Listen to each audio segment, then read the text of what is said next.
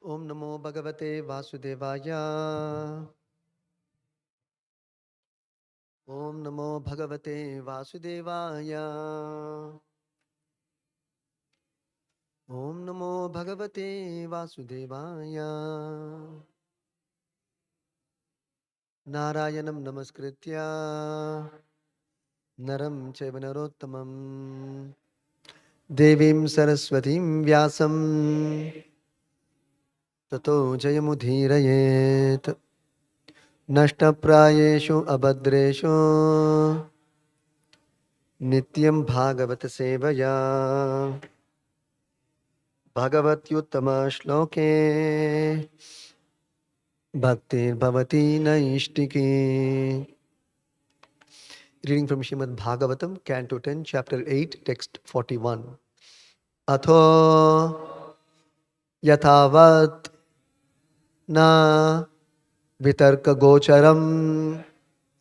Atho yathavan na vitarka gocharam. Chetaha manaha karma vachobihi anjasa. Cheto mana karma vachobiranjasa. Yat ashrayam yena yataha pratiyate. Yadashrayam yena yata pratiyate. Sudurvibhavyam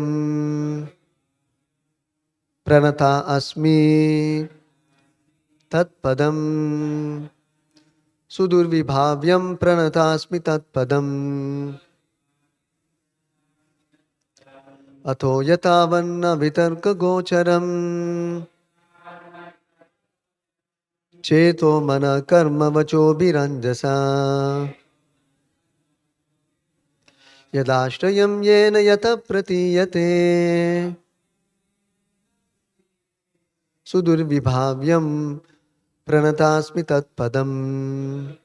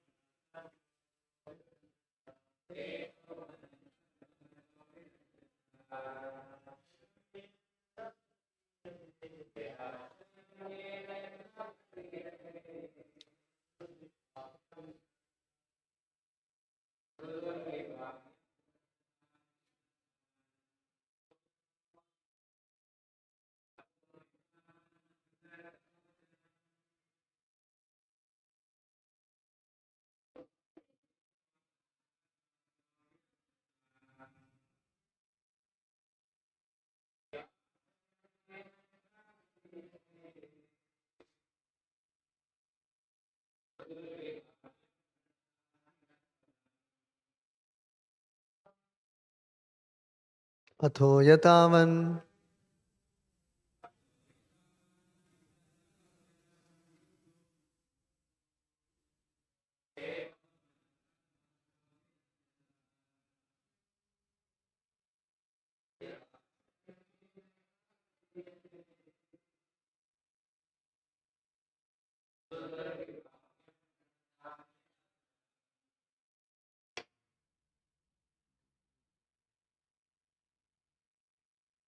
Atho.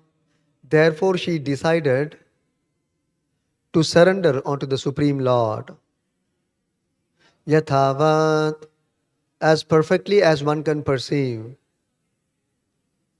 Na, not vitarka gocharam, beyond all arguments, reason and sense perception. Chetaha, by consciousness. Manaha, by mind. Karma, by activities. Vacho bihi, or by words. Anjasa, taking all of them together. We cannot understand them. Yat ashrayam, under whose control. Yena, by whom. Yataha, from whom. Pratiyate, can be conceived only that from him everything emanates. Sudurvibhavyam, beyond our sense perception or consciousness. Pranata asmi, let me surrender. Tat padam, at his lotus feet. Translation and purport by His Divine Grace, Shri Charanarvind Bhakti Vedanta Swami, Shri Prabhupada Ki Jai. Translation.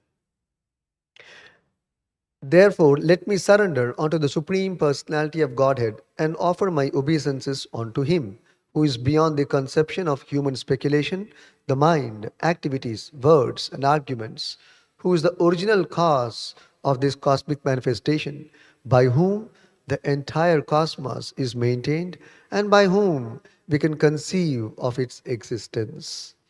Let me simply offer my obeisances, for He is beyond my contemplation, speculation, and meditation.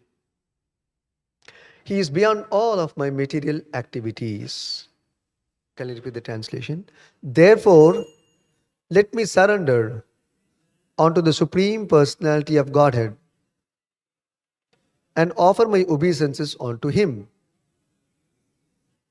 who is beyond the conception of human speculation, the mind, activities, words, and arguments, who is the original cause of this cosmic manifestation, by whom the entire cosmos is maintained, and by whom we can conceive of its existence. Let me simply offer my obeisances, for He is beyond my contemplation, speculation, and meditation. He is beyond all of my material activities. Purport. One simply has to realize the greatness of the Supreme Personality of Godhead. One should not try to understand Him by any material means, subtle or gross. Mother Yashoda, being a simple woman, could not find out the real cause of the vision. Therefore, out of maternal affection, she simply offered obeisances unto the Supreme Lord to protect her child. She could not, she could do nothing but offer obeisances to the Lord.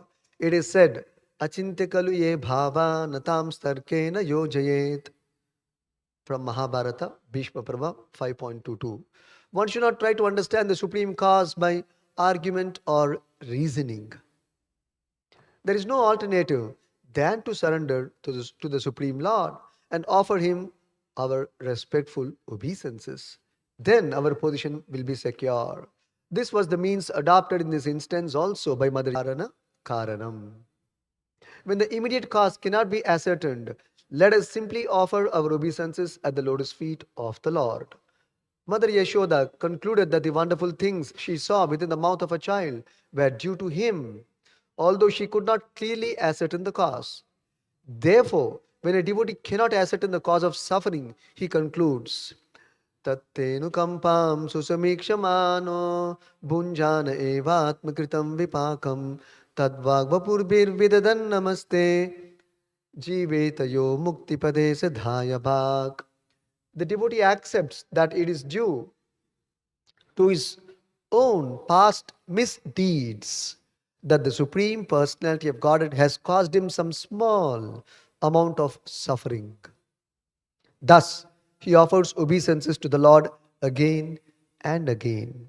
Such a devotee is called Muktipade Sadhaya Bhak. That is, he is guaranteed his liberation from this material world.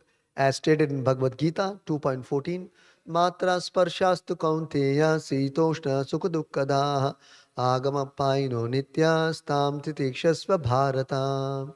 We should know that material suffering due to the material body will come and go. Therefore, we must tolerate the suffering and proceed with discharging our duty as ordained by our spiritual master. Thus ends the Bhaktivedanta purport and translation to Canto 10, Chapter 8, Text 41 of Srimad Bhagavatam. ॐ अज्ञानतिमिरान्धस्य ज्ञानाञ्जनशलाकया चक्षुरुन्मीलितं येन तस्मै श्रीगुरवे नमः। नमो ॐ विष्णुपादाय कृष्णप्रेष्ठाय भूतले श्रीमते भक्तिवेदान्तस्वामिनिति नामिने। नमस्ते सारस्वते देवे गौरवाणि प्रचारिणे निर्विशेषशून्यवादी पाश्चात्यदेशतारिणे। जय श्री कृष्ण चैतन्य प्रभु नित्यानंद श्री अद्वैत गदाधर श्रीवासादि गौरभक्तवृंद। हरे कृष्णा कृष्ण कृष्ण हरे हरे, हरे Ram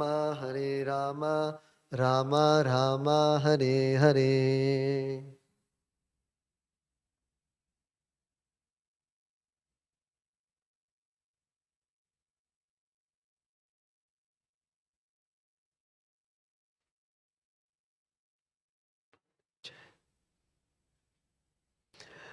This is a very instructive verse from Mother Yashoda for all of us.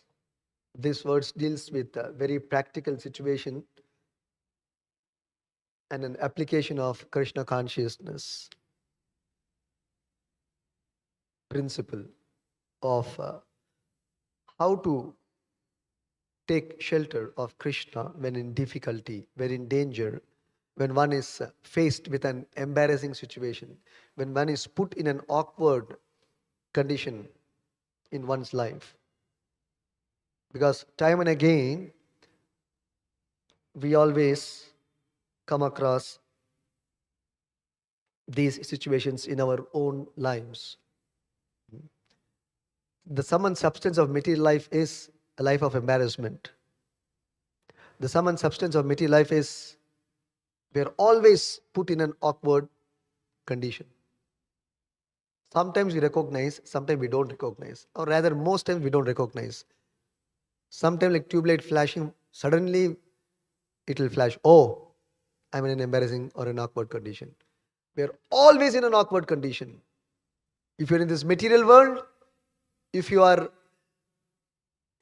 conditioned by this material body, you are always in an awkward condition and always meant to face embarrassment. It is not once a while, it is always. One who is a realized soul can see through all this. And one who is in ignorance cannot see anything. This is described by Krishna in the Bhagavad Gita 18th chapter. One who is in knowledge can see all of this. How the spirit soul is embarrassed with this material body in this material world. But the person in ignorance, he does not understand anything. Nor does he have a solution for his embarrassment, for his awkward condition of life, or for his danger, or for his anxiety, or for his difficulty, or for his painful situation, or why is he put into difficulty, why is he put into embarrassment. He has no answer, he has no solution, he has no alternative. That is the position of a conditioned soul in this material world.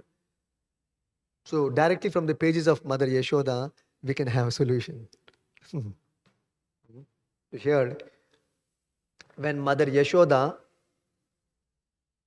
saw within Krishna's mouth the entire cosmic creation, when Krishna, as a small boy, cute, innocent looking boy, just opened his mouth. What do you expect from a cute, small looking boy? When he opens his mouth, nothing you will see. Maybe tonsils will be visible from inside tongue and the jaws. And the tonsils, nothing else you will see. But here when Mother Yashoda saw within Krishna's mouth, hoping to see some dirt or mud, as per the complaint of Krishna's friends and including Balaram at one particular time. She was amazed to see instead of dirt, the entire cosmic situation. And she was bewildered, overwhelmed, astonished, caught with surprise. Here we see in the last two verses before, Shukadeva Goswami described, when Krishna opened his mouth wide by the order of his mother, she saw within his mouth all moving and non-moving entities, outer space, all directions, along with mountains, islands, oceans, surface of the earth, the blowing wind, fire, moon, stars, and the list goes on and on and on.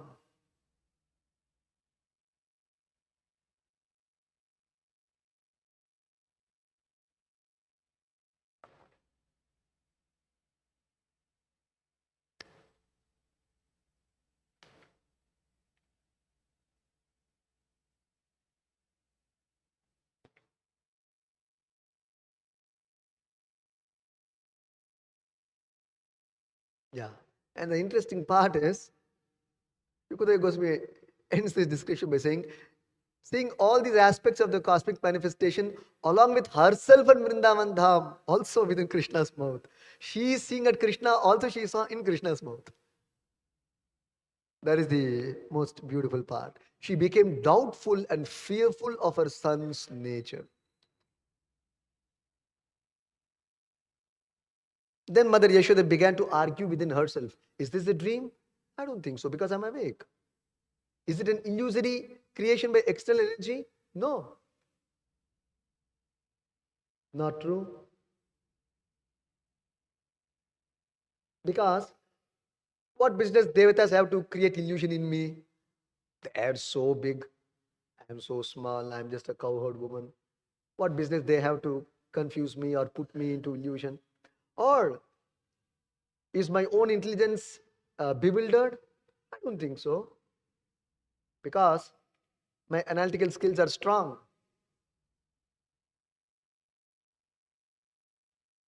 I am fit in health.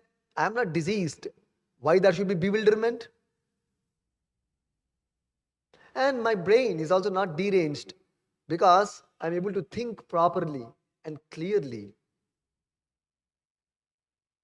So my analytical sense is quite strong. Or maybe it is some mystic power of my child. So finally she thought probably it is some mystic power of my child.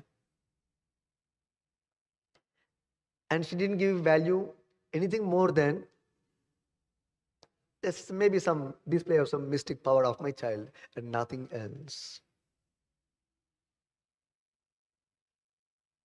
So in this verse, therefore we see when Mother Yashoda was put into such a situation wherein she is not able to understand her son, because for a mother, her child, generally children are simple, and how do you expect small children to manifest all the planetary systems, three modes of material nature, oceans, lands, islands, earth, wind, fire, moon, stars, everything within a child's mouth? Impossible. Even devatas cannot manifest any of these things. So therefore, naturally the mother becomes afraid, concerned. She was put in anxiety. So that time, Shukadeva Goswami describes Mother Yashoda, what did she do at that time? Let me surrender unto the Supreme Personality of Godhead and offer my obeisances unto Him, who is beyond the conception of human speculation, mind, activities, words, and arguments. So you cannot try to understand the Supreme Lord by the strength of your intelligence, which is mostly speculative, or by the strength of your mind, or your activities, or words, or arguments. Mother Yashoda was trying to argue in the previous verse, argue within herself. You cannot come to a conclusion. So Prabhupada explains, Atintya kalu ye bhava natam starkena yojayet. It's a very important statement that anything which is inconceivable or anything concerning the Supreme Lord should not be approached with arguments and logic, material arguments and logic, because the position of the Lord is beyond the range and scope of material arguments, material vocabulary, material experience, material atmosphere. So he cannot be approached with the material lens and perspective. He is transcendental personality. He can be approached only through transcendental means. Bhaktya mam abhijanati yava chashmi tatvataha. So Krishna says only through the process of bhakti, pure devotional service, one can understand me as I am. As I am. The truth about me can be revealed only through the process of bhakti or pure devotional service.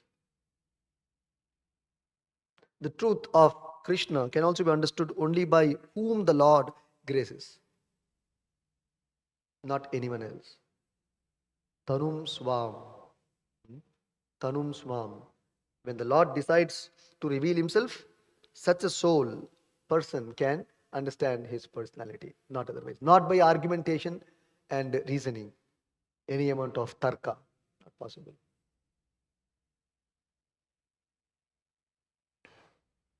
So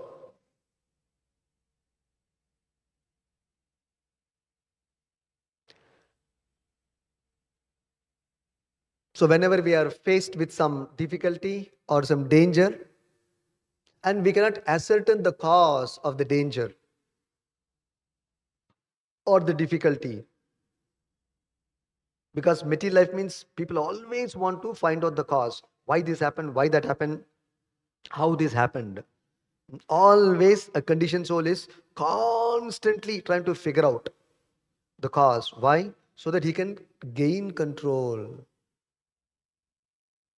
He can gain control. Why does the scientist want to know the cause of creation?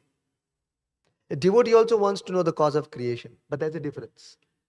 The devotee wants to know the cause of creation and know the glory of the Supreme Lord and bow down to the Supreme Lord. That is why Prabhupada begins the purport by saying, one simply has to realize the greatness of the Supreme Personality of God. So the devotee wants to understand the extent of the glory of the Supreme Lord, and therefore he wants to understand the creation and the cause of creation, the source of creation. But the non-devotee or the atheistic scientist, not all scientists are atheists, atheistic scientist, he wants to understand the cause of creation so that he can take control of this world, of this creation. But that's never to happen. It's just a utopian thinking, far-stretched thinking, and nothing more.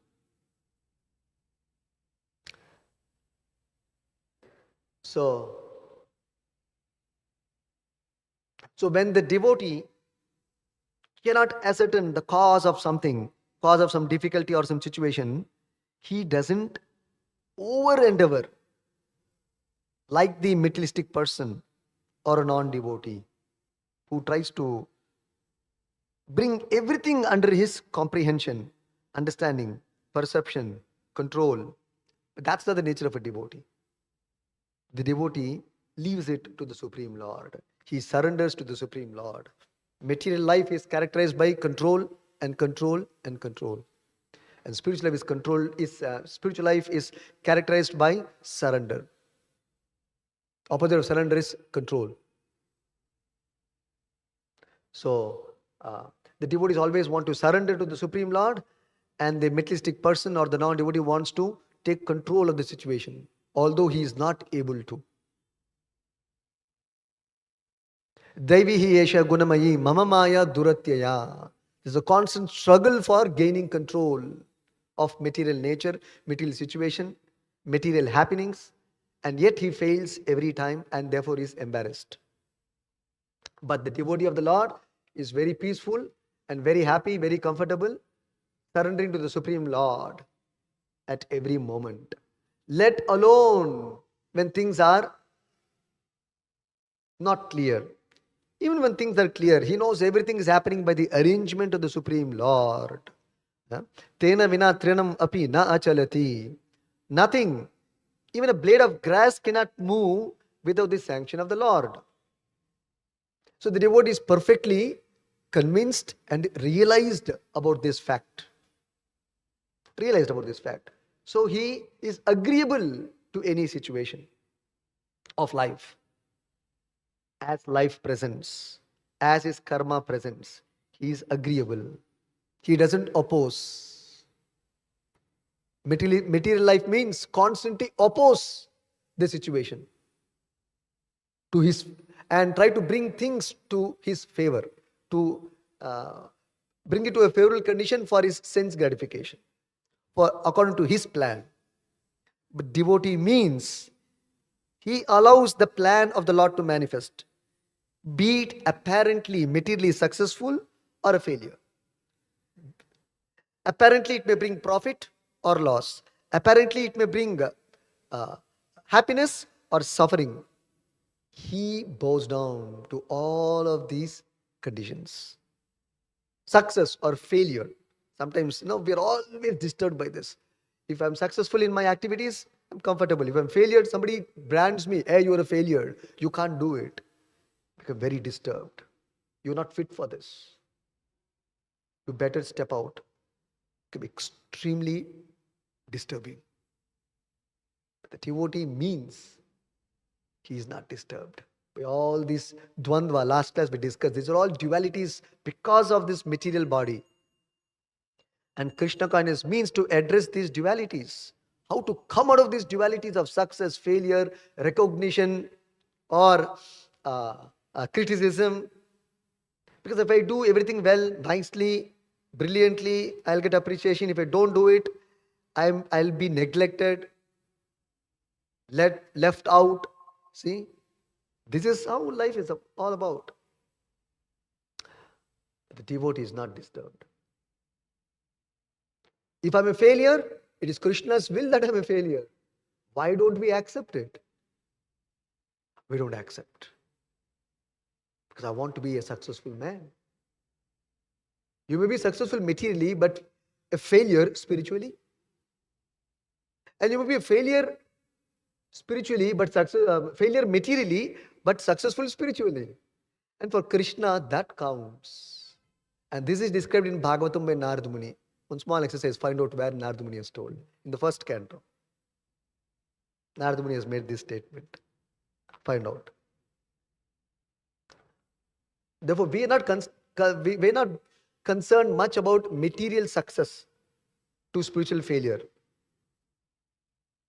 But at the same time, we may also be concerned about material success to spiritual failure in specific circumstances, if it is favorable for Krishna consciousness.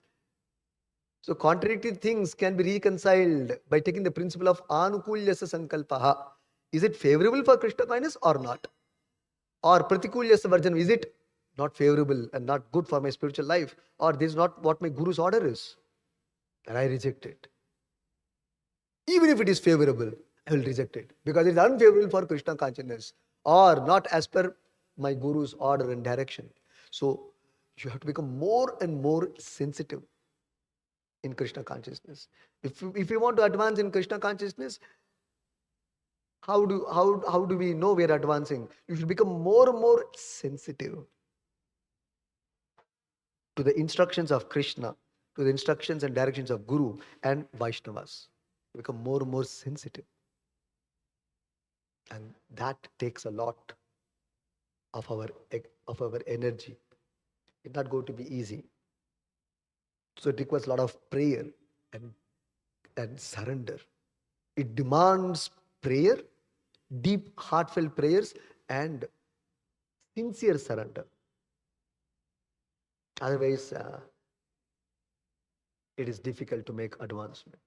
We'll be only on the surface level. So let's analyze 3 interesting cases from Bhagavatam now. These are not interesting cases, these are intriguing cases. Or rather, these are interesting and intriguing cases. This is the right way to put it. Let's see. Case 1. We'll build up one after the other because the tempo increases, we say, right? Shukadeva Goswami also Bhagavatam, he develops the subject in such a way, he brings to the point of the brink, the 10th canto of Bhagavatam. Let's see how he builds up. But concerning today's verse, let us take 3 situations which are most embarrassing and awkward, which probably you and I have not faced, and probably we may not face also, because Krishna gives a test. Because when Krishna comes to give test, the examination hall will be empty. You can't face Krishna's questions and test. That's only for his pure devotees. So 3 cases we are going to take, and all are successful stories, because the devotee never faces failure. If you're a devotee, where is the proof? There is one line for that. There's another exercise for you. Find out where is that. Devotee means no failure. No question of failure. Cannot be. Otherwise, he is not a devotee. Maybe he is a practicing devotee, that's enough, but he is not a devotee, not a pakka devotee. So where it is being told? In Sikshashtakam it is there, search out. Already given the clue. Answer is over. Okay. So the top 3 cases I mean to say, but actually all are top 1 only. That is Krishna consciousness. Okay. The first is the case of Maharaja Ambarish. How he was put in a extremely awkward, embarrassing condition unexpectedly. Embarrassment means unexpected only, not that you expect. Awkward means, of course, can be expecting also, but these are cases where it was unexpected. That makes it more tough. There's somebody who said, I didn't expect this question paper. Oh, how tough it became. I referred past 5 years, 10 years, but none of these questions came. Totally different. I got bewildered. My intelligence got bewildered. So these are something of that kind. So Ambarish Maharaj, as we all know, we'll discuss very, very briefly these stories, although it runs into chapters, each of these cases. So Ambarish Maharaj, at one point, he decided to do Ekadashi Vrata. And he practiced Ekadashi Vrata for 1 full year. It comes twice a month. Ekadashi Vrata means, Ekadashi Vrata includes Dvadashi Vrata. Both put together is called Ekadashi Vrata. So the Ekadashi day you fast, Nirjala, which Ambarish Maharaj did, and Dvadashi day you have to break the fast at a particular time, which is called Parana in Sanskrit. Dvadasha Parana it is called. So if you don't break the fast during the Parana time, again there is a fault in the practice of Ekadashi Vrata. But that is for those who do Nirjala. That is the stricture in the Vedas. So 1 full year he followed this Ekadashi Vrata very strictly, and toward the end of the 1 year Vrata, the last 3 nights in the month of Kartika, Ambarish Maharaj went on fast. And then following day, after the 3rd day, there was Dvadashi. He was about to break the fast at the Parana time. And at that time, just before the Parana, he invited a lot of Brahmanas and fed them nicely, gave 60 crore cows in charity. And these are all, cows with golden hooves and silver, I think in the foot there is one kind of fitting. It's all silver and the hooves were gold. So that kind of cows he gave, which was giving a lot of milk, and calves are not being counted. Plus calves it says, the verse says. 60 crore cows plus calves. So like that. After doing all of that and feeding them nicely, he was about to break his fast. So just then, unexpectedly, Durvasa Muni appears on the scene. And as an uninvited guest. And he says, I have come to break my Dvadashi Vrata. So please make arrangement. The king was very glad that Durvasa Muni had come, And then he said, certainly I'll make arrangement. In the meanwhile, to complete the rituals, he went to take his bath. And the parna time was lapsing, getting lapsed, rather getting over. Now he has to break his fast within the parana time. Only one muhurta was left for the parana to end. So he consulted the brahmanas who were present in his assembly. And then he made a decision. But the acharyas explained, the brahmanas were also confused. They could not decide exactly what Maharaj Ambarish should do because he has to break the fast. But at the same time, he has got a guest like Durvasa Muni. Now, if he doesn't feed the guest and if he breaks the fast, again there is a fault in not feeding the guest first. Because the etiquette in receiving a guest is first you have to feed the guest and then only you have to take your prasadam. So Durvasa Muni is not returning. The parana time is coming to a close. What to do? So he decided. By his transcendental Krishna conscious intelligence, he decided. He resolved this. He surrendered to the Supreme Lord, and the Lord inspired him to do like this. What is that? Apo ashnatitan naivashitam naivanashitam. This is the Vedic injunction. What is that? Apaha means water. Ashnati means to consume. Apo ashnatitan. So what did he do with water? Naivashitam naivanashitam. It is said in the Vedas, if you take water, naivashitam, it is like eating. Naivanashitam, it is also not eating. Naiva ashitam, naiva nashitam. See how beautiful Sanskrit. You should learn from Prabhupada and Bhagavatam and Bhagavad Gita. Learn Sanskrit. And Bengali from Chaitanya Charitamrita. Best you will get. There is no other dictionary. Of course, there are many Amarakosha, Nirukti dictionaries. The best is Prabhupada's dictionary. Bhagavad Gita, Bhagavatam, Chaitanya Charitamrita, Nectar of Instruction. This much Prabhupada has given word-to-word meaning. Okay. Is Upanishad also.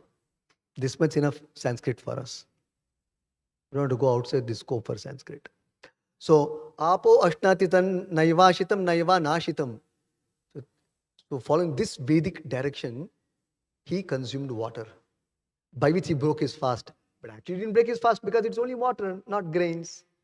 See, what a strategic move.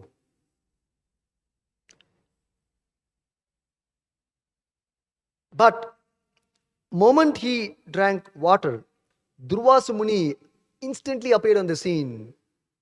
And from his mystic power, he could recognize, he could see, although far away, with his mystic eyes. It's called gross eye, biological eye. There is a mystic eye. And there is a spiritual eye. So 3 kinds of eyes are there. Biological eye, mystic eye, spiritual eye. So, but because Durvasa Muni is not a devotee, as such,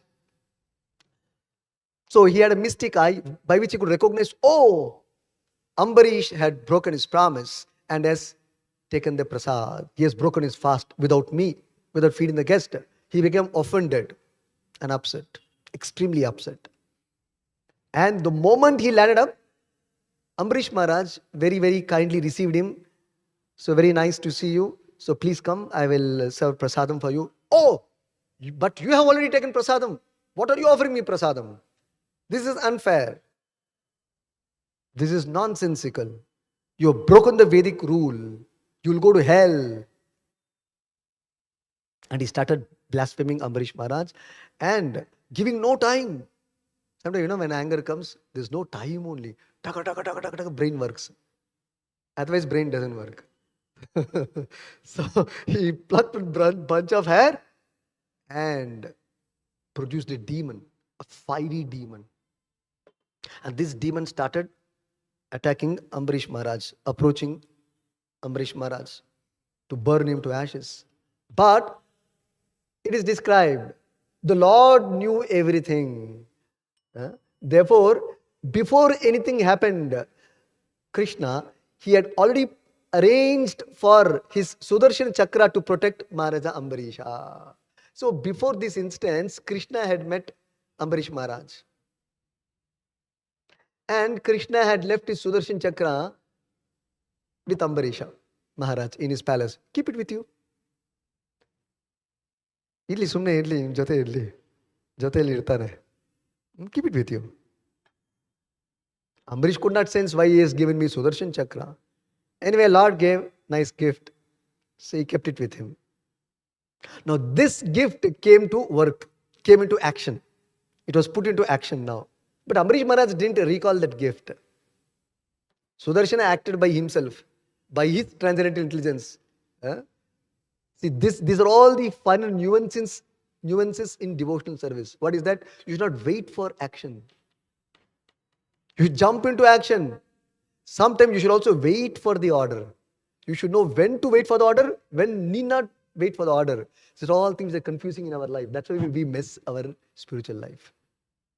Should I act or should I not act? Should I do or should I not do? Should I take permission or should I not take permission? This requires a special Krishna conscious intelligence. So that is why if you surrender to the Supreme Lord when you're confused, bewildered, not clear what to do, you should surrender to the Supreme Lord and pray to the Supreme Lord or chant Hare Krishna mantra loudly. You will get direction. Krishna will take charge, will take control of the situation. So sometimes the soldiers, the lower officers mess up, the commander will take complete charge. He will take over all the controls. He'll take over all the controls and set right the situation.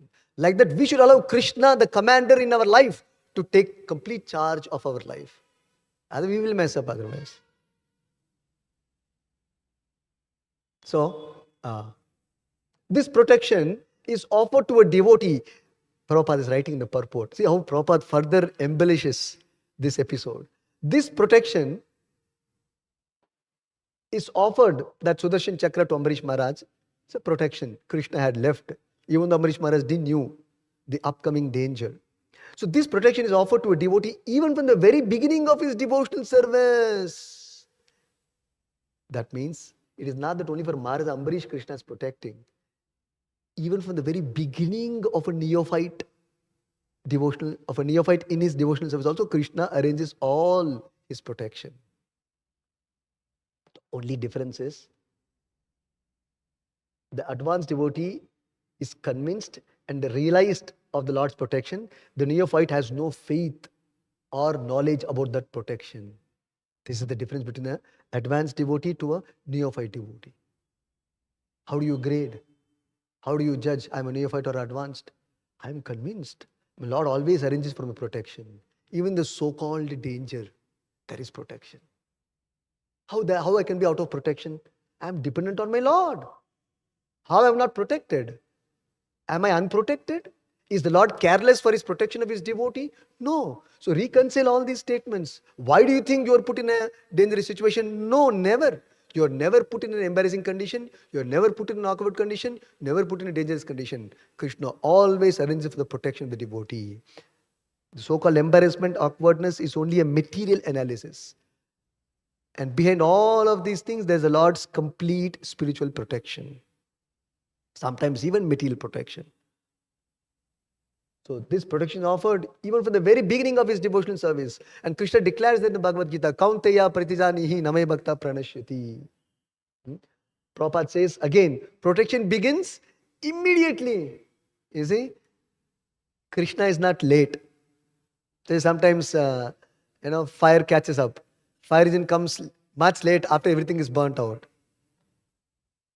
Theft is over. Police immediately goes, hey, what happened? What happened? Fellow is already settled in America. He has taken the flight and reached America also. The thief. And then the police is landing up. Oh, come, where is the thief? Where is the thief? Krishna is not like that. Protection begins immediately.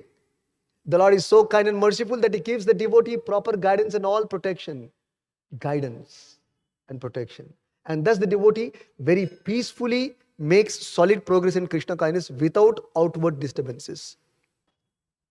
See how by Krishnakan's intelligence he could resolve, let me drink water and be free from that embarrassment of breaking the regulative principle of not following the Dvadashi Parana and making a fault in following the Ekadashi Vrata that he overcame.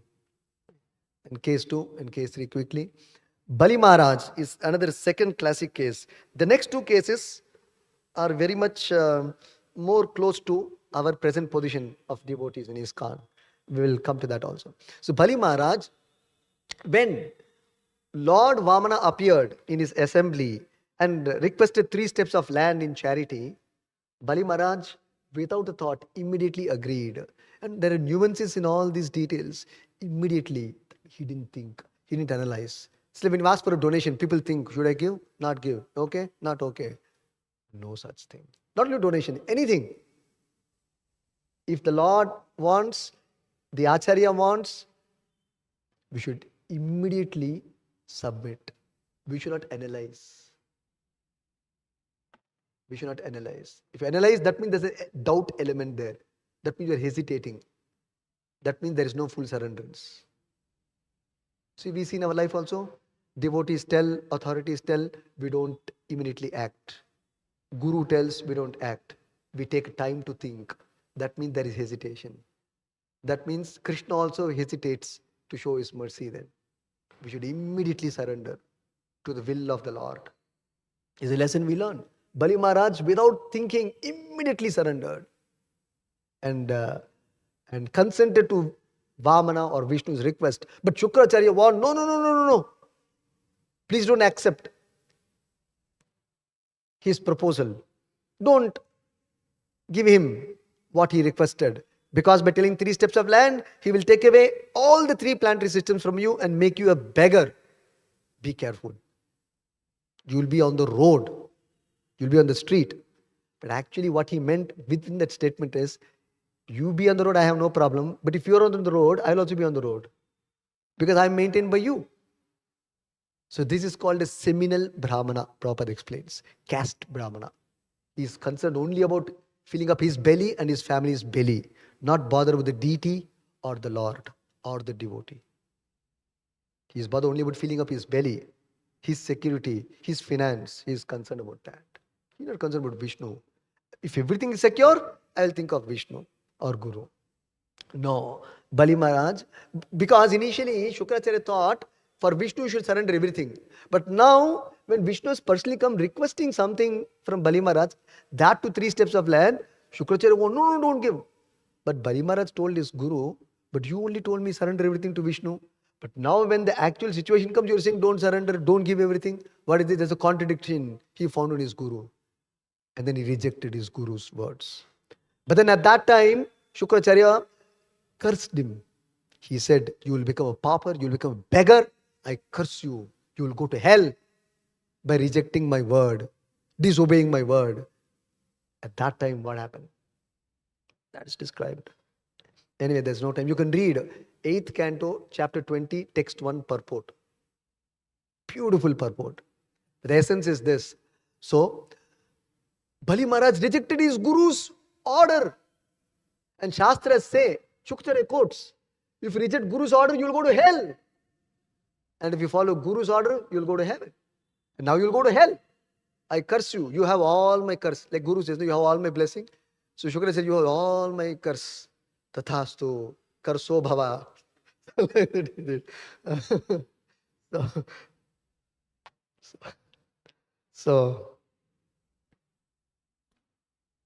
But Bali Maharaj was undeterred in his determination to serve Vishnu. Because that was Guru's instruction. But Guru has turned away from his own instruction. Then he sensed, oh, there is some duplicity in this personality. There is hypocrisy in this personality. How can this person be a Guru? He rejected him. How much guts it requires to reject a Guru? Because Shastras does say, real Guru you should not reject, you will go to hell. But a so-called Guru, you must reject, is a Vedic injunction. And if you don't reject, you will also go to hell along with the Guru. The so-called Guru, you have to reject. That is also Vedic injunction. The real Guru, you must surrender. And the fake or the false guru, you must take back your surrender. Therefore, Krishna says in the Bhagavad Gita, how to deal with this situation in the 18th chapter, another homework. Find out where it is. Where does Krishna say? So anyway, so in this purport explains how Bali Maharaj rejected Shukracharya, and because of which he actually became promoted to become a Mahajana. Because of this, because of interestingly rejecting Guru and accepting Vishnu's words, he became a Mahajana. Anyway, so Bali Maharaj went to Vamana even while being cursed and threatened by Shukracharya for neglecting his instruction of not surrendering to Vishnu nor give away anything to Vishnu.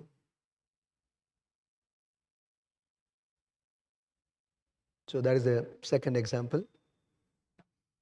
The third and last is about the case of Arjuna when Ashwathama, he killed the sleeping sons of Draupadi. This was after the Mahabharata war.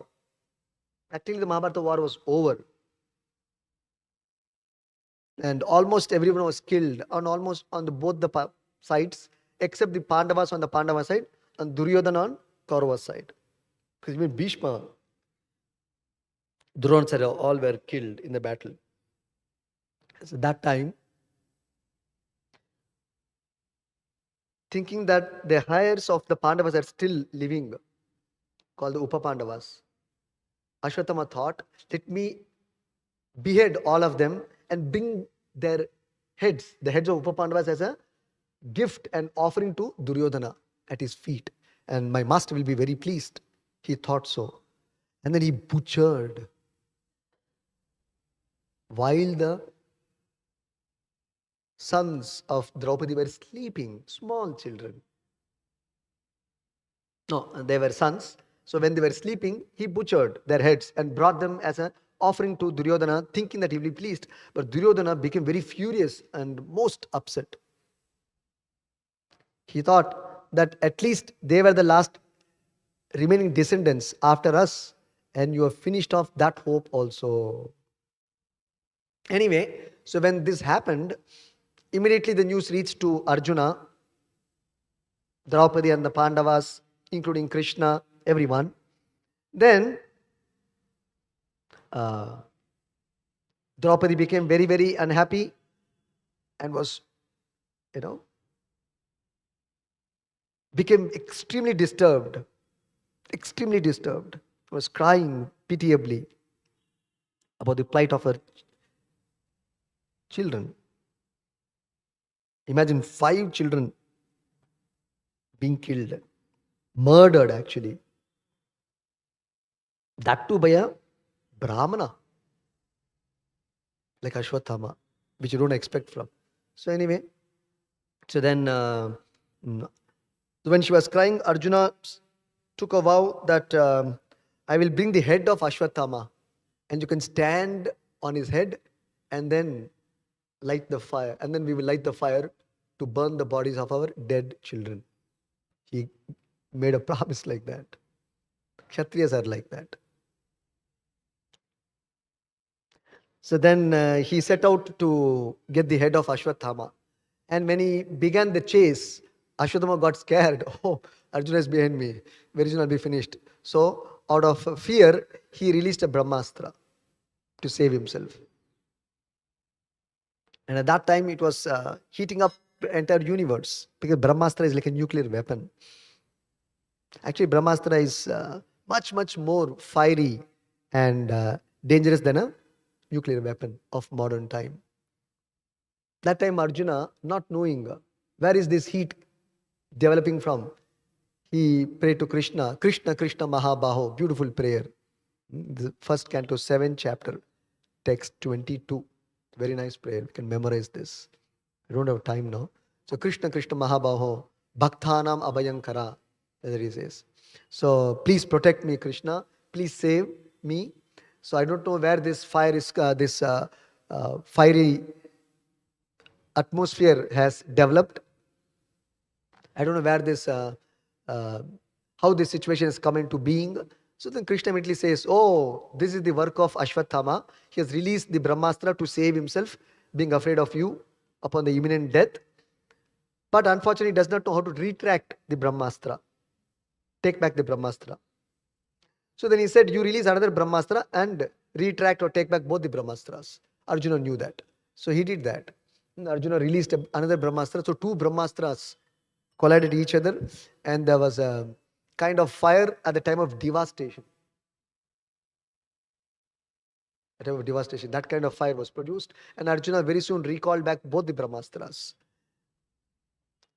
But then Ashwatthama started running for his life, because his horses also became tired, he understood. So he was on his foot running, and extremely fearful of his imminent death from Arjuna. And then anyway, the story goes on. It's a very long story. Long and short of it is,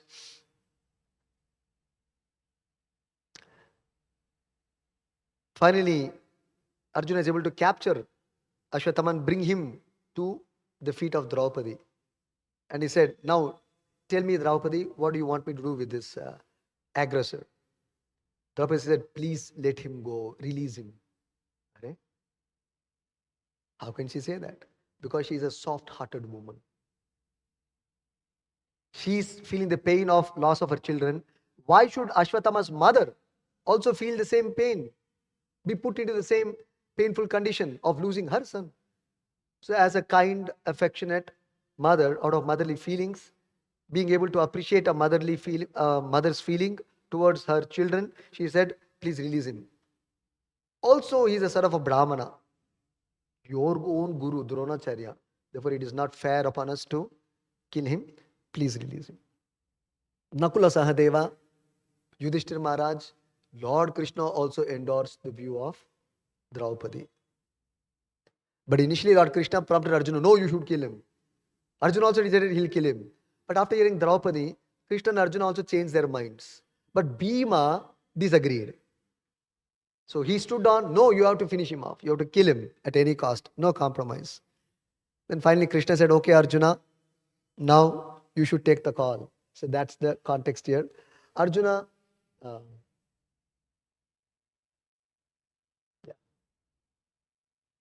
So Arjuna arrested Ashwatthama knowing perfectly well that he was the son of Dronacharya. Krishna also knew him to be so, but both of them condemned the murderer without consideration of his being the son of a Brahmana. According to revealed scriptures, a teacher or spiritual master is liable to be rejected if he proves himself unworthy of the position of a guru or spiritual master. Ashwatthama failed to discharge the duties of a Brahmana or a teacher, and therefore he was liable to be rejected from the exalted position of a Brahmana or a teacher or guru. On this consideration, both Lord Krishna and Arjuna were right in condemning Ashwatthama.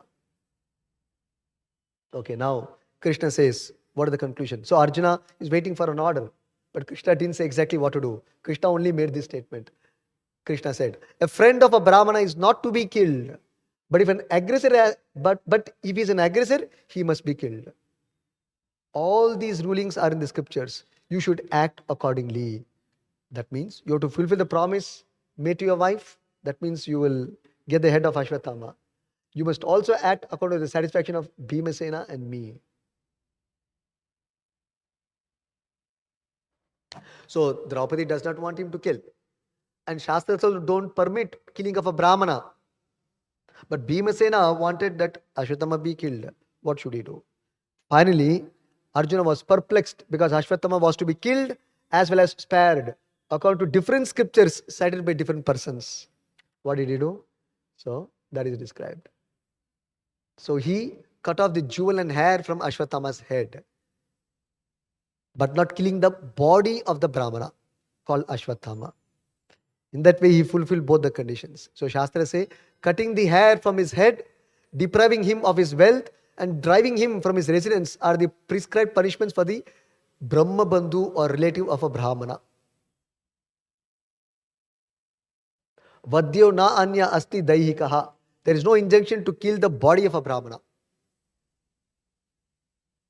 So he didn't kill the body of a Brahmana, but at the same time, he gave him sufficient punishment. In this way, again, by his Krishna conscious intelligence, Arjuna could understand the mind of the Lord, the purpose of the Lord, and acted accordingly. So in this way we see, whenever we are in embarrassing, very embarrassing and awkward condition, if we surrender to the Supreme Lord, you will get transcendental direction from Krishna or from the spiritual master, how to act, when to act, and what is the action to be taken.